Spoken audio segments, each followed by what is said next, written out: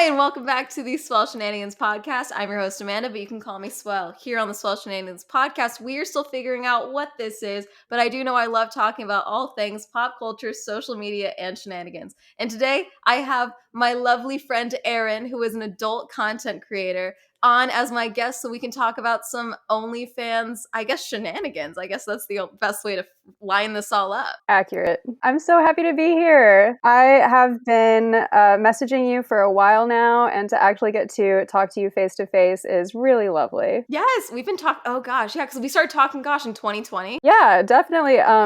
It's been, I think, like 6 months. Don't quote me on that, but we have a mutual Twitter friend, and I saw your videos, and I was like, hey, let's take a chance.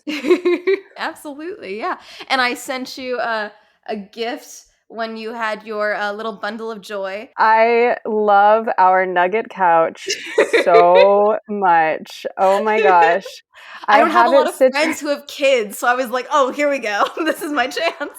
Well, according to your video about it, as long as you have friends that do it, then they're set. But yeah, having a kid is definitely, I think, the better reason to have one. I have it situated between the living room couch and the kitchen. So when I'm too tired to make it all the way to the kitchen, I sit on the little couch to get my wind back. Yeah.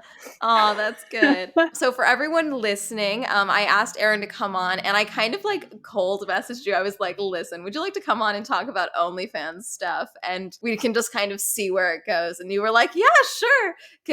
But what I really wanted to bring you on about as well was you did this really cool, and Hermes is freaking out already. Hi. But yes, one of the main things I wanted to bring you on for was this really great, Twitter thread that you did. Was it in 2020 or 2021? Do you know? I started it April 24th of 2020, and I only ran it for a little over a month, but the bulk of it was just in that first 30 days. So from April to May 2020. Because you have been on OnlyFans since pre-pandemic. You were making content before the pandemic. Right before the pandemic. I've been an adult entertainer for 7 years, but I was late to the OnlyFans train. I only started in December 2019. So I really snuck in and rode that bump.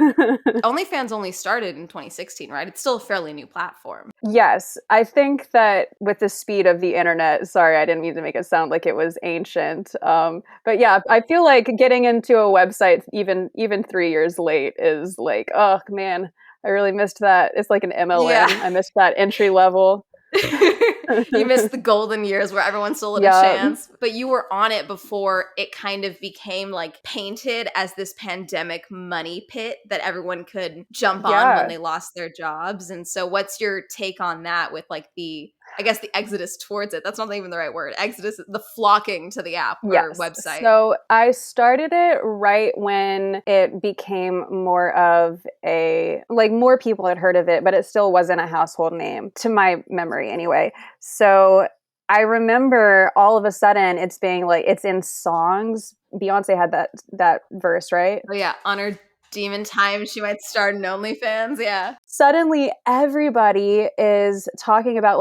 oh, I'm just gonna make an OnlyFans. And a lot of people who had never done any kind of adult content creation, adult entertainment, started to see it as easy money. You saw a lot of people making jokes like, I'm gonna quit my job and just start an OnlyFans. You know, people that had just lost their jobs, they're like, oh, well, I guess it's time to start an OnlyFans.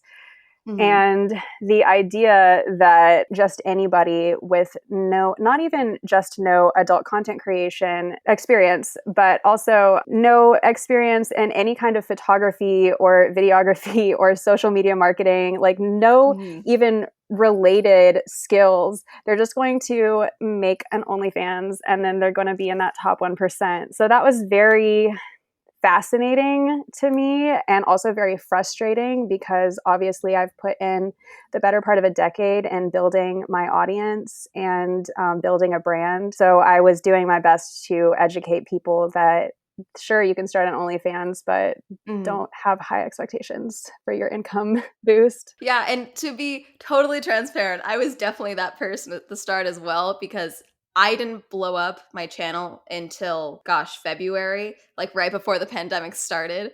But I was still working my day job. And so I was like, okay, if my job gets shut down, then I can just do an OnlyFans and I'll just make latte art It's so easy. in Yeah. a bathing suit. And like that's so easy. Cool. I'll have a shtick, you know?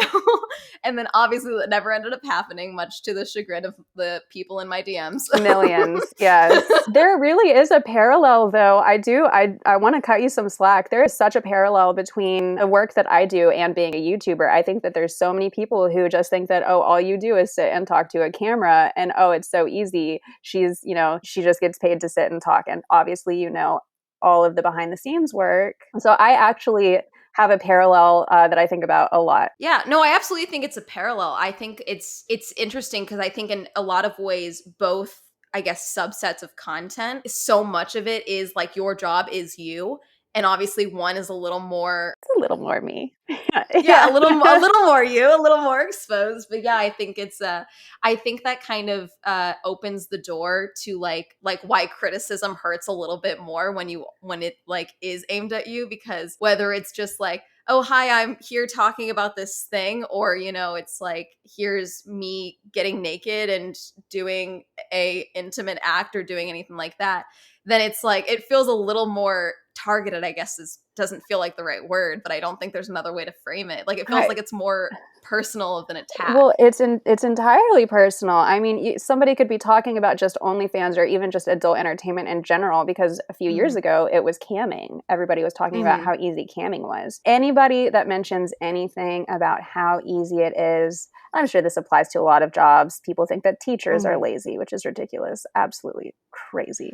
But just oh gosh. Hi, every teacher should be paid $100,000 a year, for anyone listening. $1 million. They should all be in Rolls Royces. Yes. But anyway, I definitely take it personally when I see anybody online or in a movie or a podcast or whatever saying that adult entertainment is easy and all we do is take nudes. So that was the basis of my experiment, was all of these people who it really boiled down to them saying all you have to do is take naked photos of yourself, and they don't even have to be good. Because I had previously been saying, even if that was true, that all I had to do is take nudes. And let's say I had like they're not even thinking this far, but obviously I would have to have a team that did all my social media marketing and editing and messaging and all of that. Even if I had all of that and all I was doing was taking naked pictures of myself, they would still have to be good pictures. I have been taking pictures of myself since I was 9 years old with a 35 millimeter camera.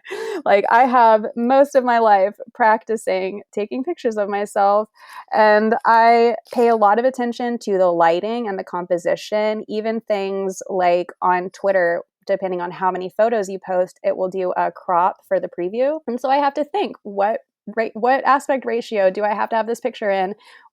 How much do I have to crop it so that I make sure that the crop preview shows up, so that when people are scrolling a mile a minute, they actually stop and it's not just like the corner of my elbow or something, 100%. And also I think it kind of forces you to be critical even more. So like if I take a selfie, I'm critical of the photo, but obviously if you're taking a photo of your body, then it's kind of, you see angles of yourself you're not familiar with. And so I'm assuming that in and of itself is another layer of like it's kind of like, they always say like, oh, Instagram is super edited and all of that. And it's like, well, yeah, you put your best frame out there, but then when you're putting out adult content, then it's the same thing where it's like, yeah, why would I put out a blurry photo of my tits? Right. I want a good looking photo of my tits. This is a little bit of an aside, but it's so weird to me.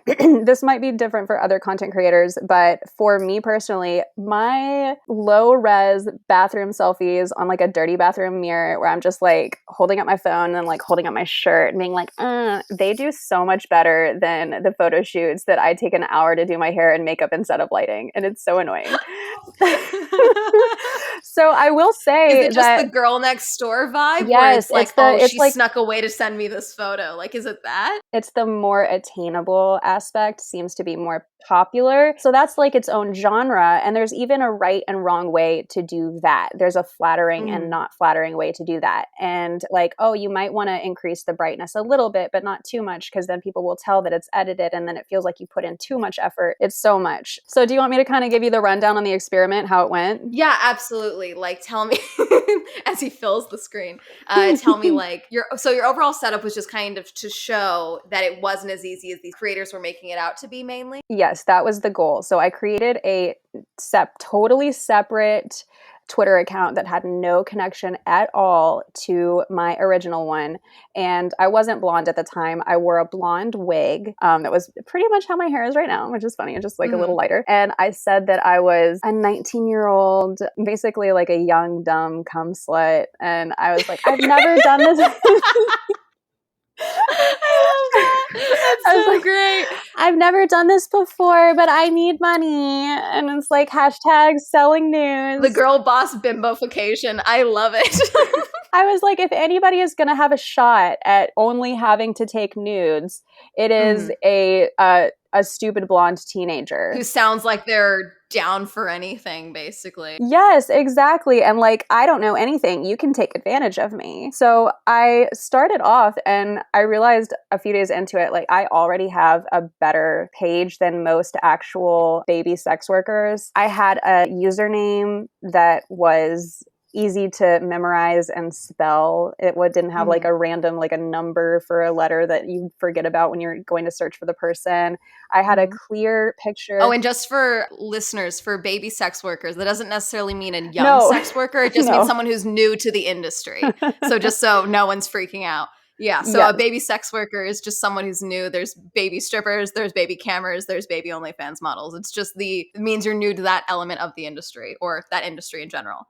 Exactly. Thank you so much for explaining that. I had a clear picture in my Avi and there were clear instructions in my bio about how to get in touch with me. And that is, none of that is necessarily intuitive for someone just starting off. When I first started out, day one, I wasn't expecting any interaction. But you remember what I just said about like, oh, you can take advantage of me. I got a message from a talent agent saying that I could make $7,000 a week. Over what period of time, I don't know, but $7,000 a week.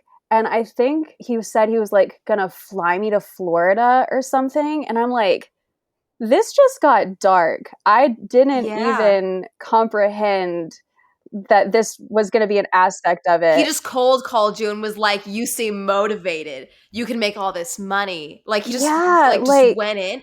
If I was actually desperate for money, I was 19, probably naive, desperate for money. That could have very well been sex trafficking. And yeah, it could have been horrible. It's because you also could be someone who just, a lot of people, I think this is the thing, again, it's been 2 years now. So I think a lot of people like forget what it was like in like some of the early days, but a lot of people were forced out of school back home, desperate to get away from their parents after all this time. And so imagine you're back home in your small town for the first time in like 2 or 3 years, you turn to doing OnlyFans or adult content. And then you have someone like this in your DMs being like, oh, you want to get out? Come to Florida. We can fly you out. No problem. I will. Yeah. You'll get paid as much as you make in 3 months in 1 week. And I think I had only posted like 2 pictures at that time. There was no evidence that I think that was the point for this person, was that I looked like I didn't know what I was doing, which I had also said pretty much. And I ended up messaging them for a little bit, but then I revealed my experiment. I was like, hey, actually, I'm like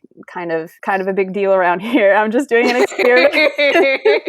I know this block is mine. Right. And so they didn't believe me, and they said that made me sound like I was law enforcement, which further makes me think, if that's where your mind goes, I think you might be doing something illegal. Yeah. So that was like the low point of the experiment right out the gate on day one. So he was just like, day one, here, we'll fly you out. Actually, I am an established creator. I've been doing this for years. This is just an experiment to show how hard this can be. Actually, this makes you sound like a cop. Did he block you? Like what? I'm pretty sure he blocked me after that, so I couldn't go warn my girlies about him. I think I looked at his page and he didn't actually seem like he had much of a social standing. It wasn't like he was posting with all of these girls or anything like that. So I felt like he wasn't even worth contacting. By the end of the 30 days, I took stats.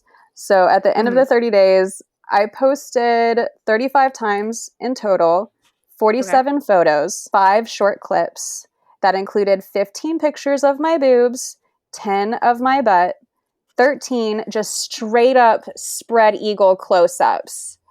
13. And 14. There's a pie graph in my head. I love analytics so much. This is fantastic. And then I posted 14 in lingerie. Total, at the end of the experiment, I had 16 followers. Okay. At one point, I went from 11 back down to 10. I lost somebody along the way. What, you didn't like the butt? It was that last spread eagle photo. It was the last spread eagle. He was like, I was looking for butthole and I got full vagina. That's not really what I wanted. He lost me there. So in total, after a month, 47 photos, 5 short clips, I got 60 likes and 13 retweets. So obviously I went viral. It's great that you were able to the fact that you're able to break it down by what each photo was is fantastic. So I think that's something that a lot of people wouldn't look at. But from what I hear from a lot of like the people who do become successful over time, they realize like, oh, okay, solo content doesn't do as good as when I'm with someone, and girl content does better or whatever. It does, typically. There's different niches, of course. Like my audience, I think at this point actually does prefer solo mostly. I think that it's interesting. Earlier you're like, oh, I'll just post pictures of myself in swimsuits. And obviously, if I'm posting full spread eagle pictures, you would think that that would have a better chance than if I was in swimsuits. And nope, after 30 days, I had received, I think 16 messages total. Only 4 of those, it even seemed like they were remotely interested in buying anything. And only 1 person, I even got to the level of asking for how to pay me. And after 3 weeks of trying to send me $20 for, I think like 5 pictures, I just blocked him because he was so annoying that even for the sake of this experiment, I could not stand it. Do they think that at a certain point you're just going to be like, oh no, your card provider won't come through? That's okay. Here's my boobies. Like, what do they think? So, yeah. Like, let's just wear her down, even though she's a businesswoman. Eventually she'll cave. I swear, I don't know what the mindset is, but 3 times he asked if I did custom photos. I said no. 3 times asked if I'd take PayPal. Every time I said no. And it was just absolutely insane. And I was like, listen, dude, I might be new at this, but you're being really disrespectful. I'm not going to talk to you anymore. There actually was another person who I kind of did a little sub-experiment within my experiment. They had me send a clip for free, just like a very short clip. It was fine. And then they played this whole like, I did that to teach you a lesson. Don't send free content to people, you idiot bitch. And I'm like, I just wanted to see what would happen. Now I know you get called an idiot bitch by someone trying to teach you a lesson. Okay. Yeah. I did this to help you. Kiss my ass. Now I'm talking about you on a podcast. Who's the idiot now? Yeah. Kiss my ass. Oh my God. But also like what you mentioned about like the various things of like starting out, and it's like, oh, I did this, and then I did spread eagle, and then I did boobies and all this other stuff. I sound like a 12-year-old. Boobies. I'd rather say that than breasts, because breast sounds like weirdly anatomical for what we're talking about. But yeah, that's like, when they're then I say boobies, and then I'm like, oh, I feel like a 12-year-old. I like to say titties, like with two There you D's, go. titties. Yeah, it sounds like from what when I hear a lot of the girls who do get started on OnlyFans, regardless of when they start, a lot of them do start with like, oh, I was just gonna do bikini, but then the money was good, and then the requests were adding up, and then suddenly now I'm doing anal on camera at least twice a week, and it's like, oh yeah, that seems like it kind of got away from you a little bit. And it's like maybe they may not regret that decision or anything like that, but I think it's something that's just not discussed, because I think a lot of girls or guys or anyone who gets involved in it just kind of think like, oh yes, this is where the line is and I know it, and they think that that's where it's always going to stay and they're never going to be tempted to go over that line or what will become the new normal. That can be something that happens. I feel very blessed because in my kind of circle, it's a lot of people who have kind of the privilege that we don't have to. And this is not to say that everybody I'm about to talk about is super well off, but it's a lot of people who have at least the privilege of being able to make the content that they really want to make and can say no to certain requests or to the pressure to cross their own lines. Of course, there is just the case that sometimes you're like, you know what? I tried that. That wasn't so hard.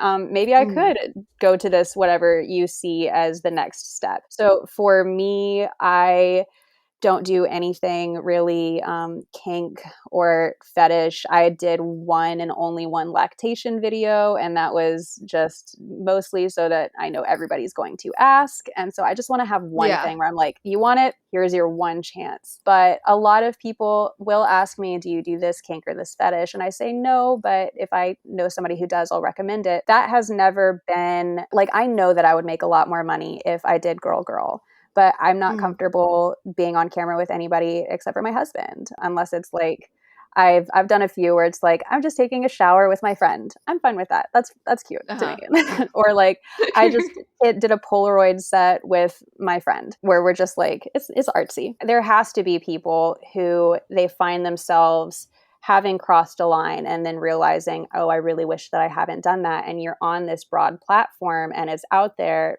forever. Yeah, of course, that would be a regret. However, let's back up a little bit. The first thing that you said was they start off with bikini pictures and then they realize that it's doing well and then they go to the next level. The odds that somebody is going to start off with bikini pictures and then make enough money that I feel like it would more so be they start off with bikini pictures, they realize they ain't making shit. And that's when they're like, okay, well, I need money. What if I take the top off? And then it kind of goes from there. The reason I brought up bikini is because I remember in 2020 and even 2021 when it was a lot of the side hustle girlies who were like, you want to help make ends meet during a pandemic. I started selling bikini photos on OnlyFans and doing all this. And I made all this money. And so all of these people started making accounts thinking that's all they had to do. The people like that are such a scourge. That's so predatory. A lot of them would give their affiliate links and they're like, if you sign up with my affiliate link. But to me, that almost doesn't even make sense because for me to make money with somebody else's affiliate link, they have to make money. So it's really just like throwing stuff at the wall and seeing what'll stick. It's like if I get 100 girls to sign up, then maybe one of them will make enough money that I get a little passive income, which is so not worth the moral ambiguity of misrepresenting the industry as some, oh, you're going to make a lot of money. What is the percentage for the affiliates like that, if you don't mind sharing? I'm not entirely sure off the top of my head. Oh, I never tried it. I never did I don't know anything about that. But I can tell you this really interesting stat, and don't directly quote me on this, but the last time I checked, I think it was something like 50% of people on OnlyFans make like less than $100 a month. I've heard that one too. Yeah. If that, I think it might even be like 50% make like less than 50. And so obviously if you actually try, or if you try because you think it's going to be so easy for a month and you're making less than $100 for an entire month, typically you're going to fall off and it's more so going to just be, never mind. That wasn't what I thought. I'm not going to do it anymore. I think that happens way more often than people being like, bikini didn't work, let me take my top off. Oh, okay. I've got one because I'm sure you'll have opinions of this one. So you were doing OnlyFans, making content during the pandemic, and you had already had an established career, and then you were on OnlyFans. What was your experience when celebrities and people like Bella Thorne started moving onto the platform? Oh my goodness. Especially Bella Thorne just gave us such a bad name, a bad rep. And I don't remember the name of the girl who sold that picture of herself or the video of herself when she was little as like a prank on her subscribers. I know exactly who you're talking about. It was DiMartino's. It was one of the That sounds familiar. Yeah. I'm so glad that OnlyFans kicked her off, but it's people who have no respect for the sex work community. Or I guess I can't completely say that about Bella Thorne because I know that she actually has, like, I don't know exactly, but she has had some minor positive influence on sex work in the public eye. I think she like directed a couple like pretty pornos or something like that. Yes. We love female directed porn. I will put that out there. Yes. But the way that she acted like she invented going and making money on OnlyFans, and the way that she took advantage of her subscribers, that was the thing that made me the most upset. Was if you're going to market it like you're going to be posting a certain kind of content and then you're not, that's scamming. So for those who aren't familiar, what Bella did allegedly, and because again, I wasn't on the platform when this was going on, but she got the signups, got the subscriptions, and then I think it was $1 million in a day is what everyone was freaking out over. But what she did was she then sent out the pay to view message, and it was like, "Oh, I'm naked showering" or something, and then you opened it, and it was just like a selfie in a bikini or something like that. I think it might have been like she was covered up with bubbles or something. I can't remember exactly, Yeah, but like there was it no wasn't the nudity. full nude that she had painted it to be, and so people started doing the chargebacks, which then caused OnlyFans to have to pay all this money out. So she got to claim, "Oh, I've made $1 million," and then OnlyFans lost money. She lost a lot of that money because they started charging it back.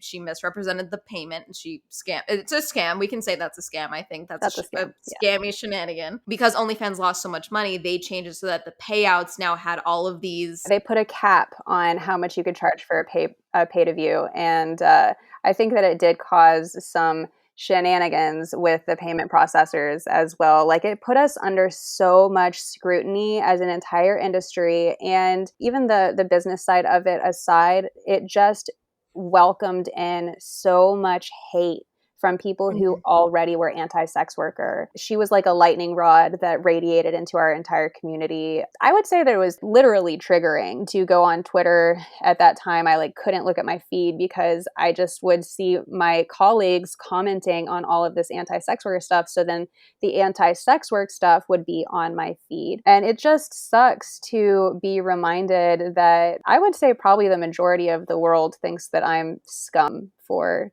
doing the work that I do. And some of them see me as even subhuman. So that situation wasn't just bad for OnlyFans. It was not just bad for our financial health. It was bad for our mental health, I think I can fairly say. Gosh, there was more and more people going onto the platform. And I remember there was a bunch of female celebrities after her as well who were like, "Oh, I'm going to do OnlyFans." And then what they started doing was posting photos, but they would edit it so it looked like they're topless. But then what they did, like you could zoom in and see that they had just taken like the skin corrector and just hidden the strap of the bikini they're actually wearing in the photo.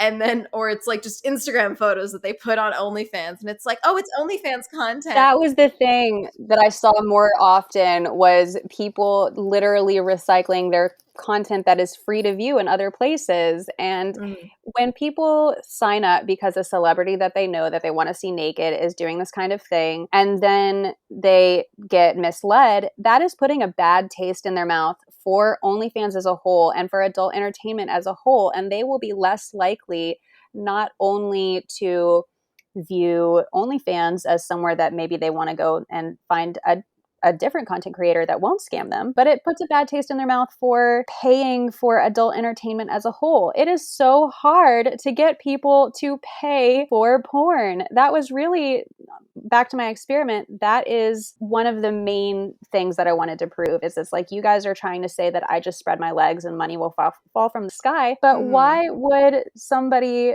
I hear this all the time from the same people and they don't see the disconnect. Why would I pay for porn? Porn is free. I'm like, oh, you think you're the only smart person who knows that porn is free and that you can go jerk off to whatever you want whenever you want? Well, like, no, everybody thinks that. Everybody thinks that I don't deserve to be paid for my work, and my work is just something that you're entitled to. There's no such thing as a free lunch. Everyone paid for something. Everyone has to pay to make content. If you go onto Pornhub tomorrow and you watch something, they paid to make that. Like, money was spent.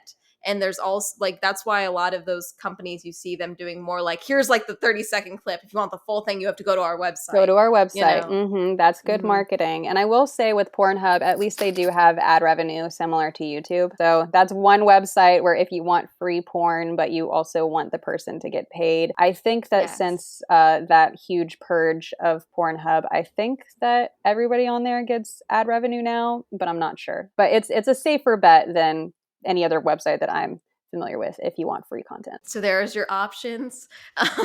So you just got off of maternity leave, but obviously you were pregnant for 9-ish months and you were making content during that time. Yeah, it was a challenge in more than one way. I'm very happy to be back to work. I took almost 3 months off, and just coming back into work postpartum has been a challenge as well.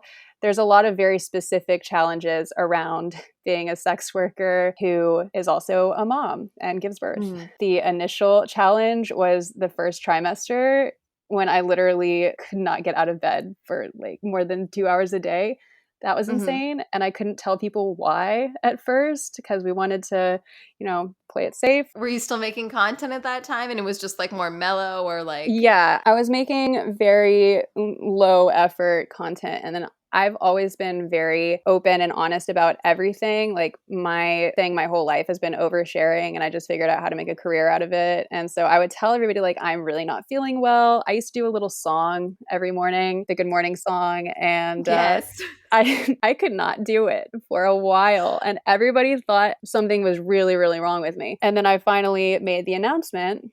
And a lot of people were really happy about it. And then some people outside of the sex work community found out about it and they were less enthused. Like your people who were following you, or like, do you consider them clients or customers? How do you consider people who buy your content? Oh, just personally, I like to say client because customer doesn't sound as fancy, and fan sounds weird to me to call people my fans. Sounds free. No, you gotta pay. It's a client. Yes. Okay. I Walmart has customers, I personally love Walmart. I'm proud to be a Walmart customer, but I have fancy clients, like a lawyer. I love that. But so you just had people that were just not following you, that were just like, oh, this is an adult content creator who's now pregnant, and they just had opinions on it? Yeah, that was, I would say, the psychological part of being a pregnant sex worker was a lot more difficult than the physical aspect. And that's saying a lot, considering there were parts of my first trimester where I literally couldn't keep down water. I struggled a lot to keep up with making content and keep up with my messages and everything with all my physical symptoms, but logging on and seeing that some random person is like literally telling me to get an abortion because it's child abuse for a sex worker to have a child, and to see that that's not even necessarily, for a lot of people, that's not even a hot take. Like, a lot of people, they might not say get an abortion, but they'll say you should never have got pregnant. It's basically saying it's impossible for me to be a good mother. And somehow there's this mindset that because I am a sex worker, like, my child is just going to grow up surrounded by like orgies or something. I don't really know. Just the stereotypical, like, I must live surrounded by drugs and like flagrant debauchery and just all this terrible stuff. Yeah. My heart goes out to anybody who does become a parent in conditions like that make it so difficult to raise a child. But for me, like, I'm very privileged. My husband has good income. I have a good income from my job. We live in a nice house. I am able to learn about things I want to learn about. Like I don't know how to say it. I'm not saying it right. But if you met me separate from my job, I don't think that you would think that I was a sex worker. I've had people ask if I'm like an elementary school teacher. You do have that vibe. You do definitely give off that vibe. I'm like, even right now, like, I'm like, she's got the braids in, she's got the glasses on. She's like, yeah, you could tell me you were going to go set up like some Montessori, like finger painting thing. And I'd be like, yes, this sounds tracks. like a blast. Okay. We're going to make edible finger paint, everybody, yes, with I always buttercream think the frosting. Yes.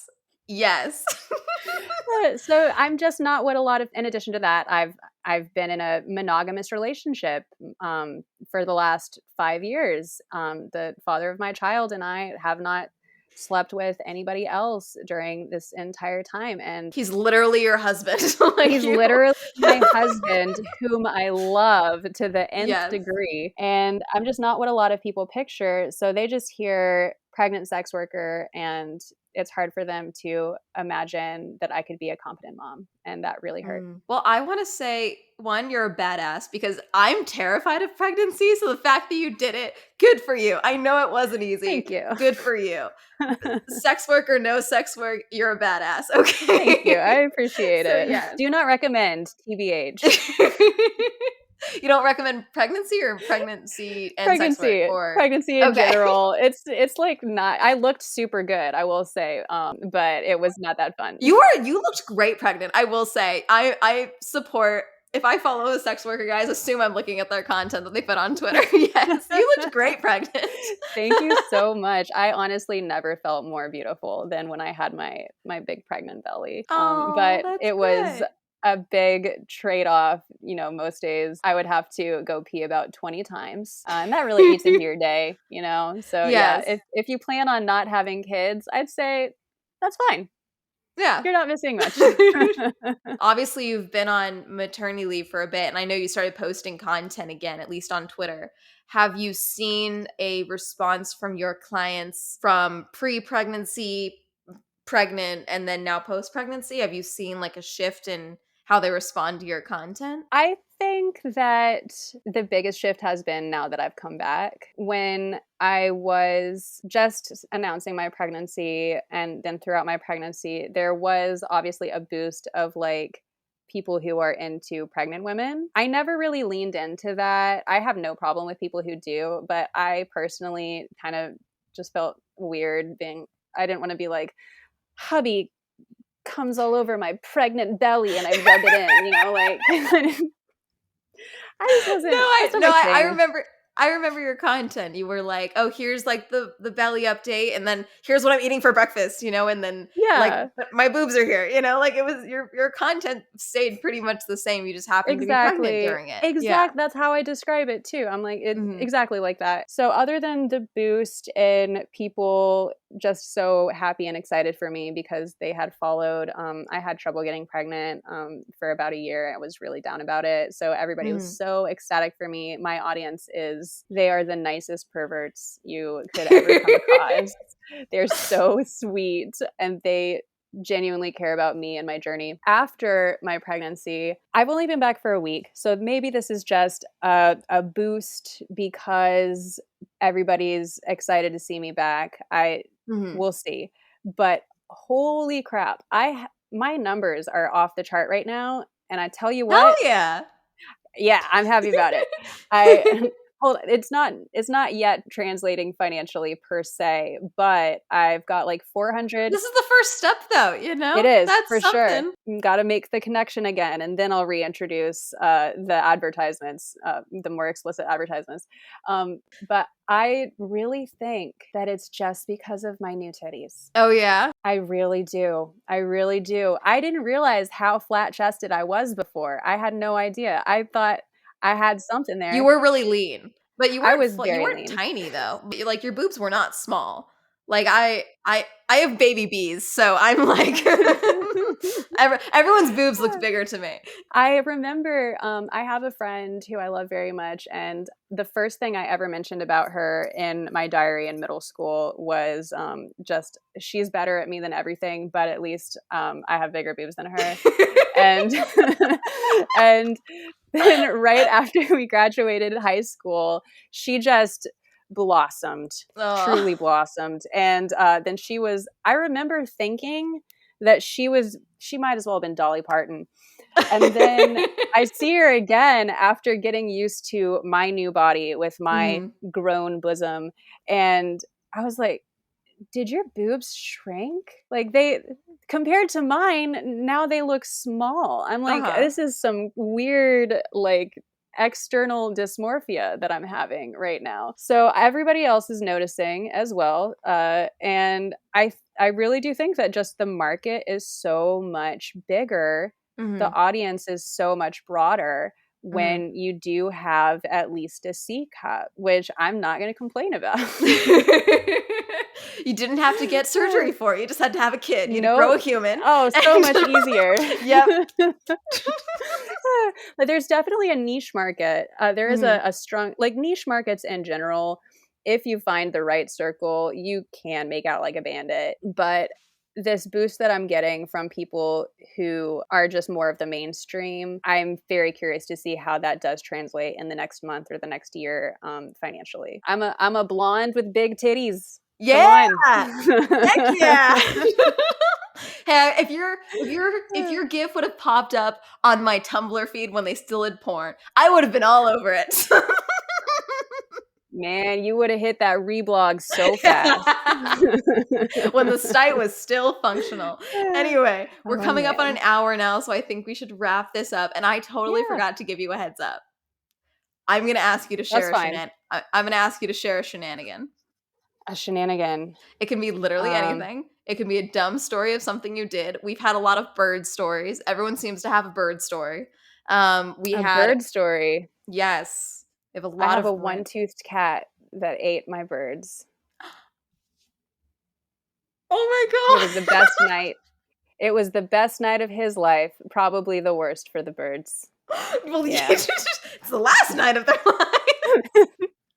Also the worst, not mutually exclusive. But yeah, he has one tooth. He's only 7, but he had all of them removed because he janked. I don't know what to tell you. And so then I took him to the vet just to make sure he wasn't gonna die on a bird bone or something. And the veterinarian, who every time he came in, she would get everybody to come see him because she loved him so much. And she started calling him the bird killer. And she called him that every time. And the only way that I can at all live with this terrible tragedy that should not have happened, I'd take accountability, but the only way that I can live with it is it was truly the best night of his life. And that's the best bird-related shenanigan that I have. Oh my gosh, I'm so sorry. To carry on the tradition.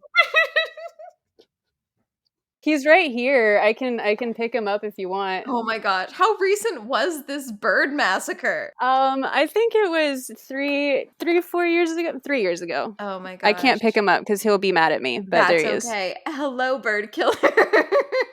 Audio listeners can kick rocks. He's a very handsome gray tabby. Looking aloof. Looking aloof. He's like, I ate good for one night in my life. It's been kibble ever since. What torture. Oh my gosh. Well, thank you so much for coming on and talking about what you do with us. I know, again, it's a very personal job, and so I appreciate you being very open and sharing and just overall genuinely lovely. And with your kindergarten teacher vibes, I appreciate it. I'm so happy that I could share my experience. I hope that it was enlightening to a couple people out there. And seriously, it was really great to get to talk to you face to face. Yeah, absolutely. Thank you so much again for coming on. Do you want to plug your stuff here now? Yeah, sure. Yeah. Sure. Okay, so my Twitter is CaringErin, CaringErin. OnlyFans is the same thing, onlyfans.com/CaringErin. And your first month is only $5. Hey. That's a bargain. And honestly, everything's going to be linked down below in the description notes or in the description box over on YouTube. Can I say one more thing about my OnlyFans? Yes, go for it. Okay, this is just something I'm kind of proud of. There's like over 50 full-length videos readily available when you first sign up. So even if you just sign up for that first month for $5, check out my videos, and then you peace, that's fine by me. You guys, there's like you can binge watch. I feel bad saying that about content like this. You can binge watch porn, you guys. You can do that. That's amazing. Your little Clockwork Orange with the eyelid openers. Mm-hmm. Absolutely. So it'll all be linked down below.